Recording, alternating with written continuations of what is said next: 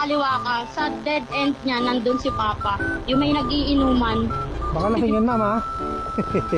Nakainom lang. Nakainom ng konti, ha? Okay. Kuya, idiretso mo yun sa bahay namin na wag mo nang padadalhin sa kung saan yan ah.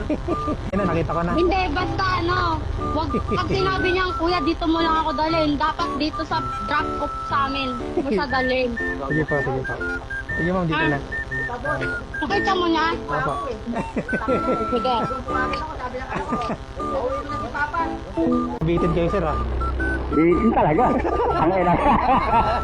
Sabi ko puta yun, bilis naman. Yung mo na kinanta ka ng anak ko, nandiyan ka agad. Sabi ko sa anak ko, grabe ka naman, ang bilis. Tawa ng 2 boto, sabi ko eh. Ang inang yan. Ang inang yan, sabi ko, puta nga, bitin ako ah. Pero pwede pa sa bahay. Pwede ba na bahay? Doon tayo uminom dalawa. Hindi na, okay po. Babayaran ko na yung boundary mo. Hindi na, sir, okay lang po. O, bibigyan kita ng 2.5. Uminom lang tayo sa bahay. Hindi na, Huwag ka lang iinom lang gumugulong, ha? Hindi, mawag ang anak niya, sabi, huwag na daw dumaan po sa sunset. Hindi, kung gusto mo, inom tayo sa bahay. Boundary na kita agad. Nakabang na. Nakabang na po. Nakabang na. Ito na. Diba?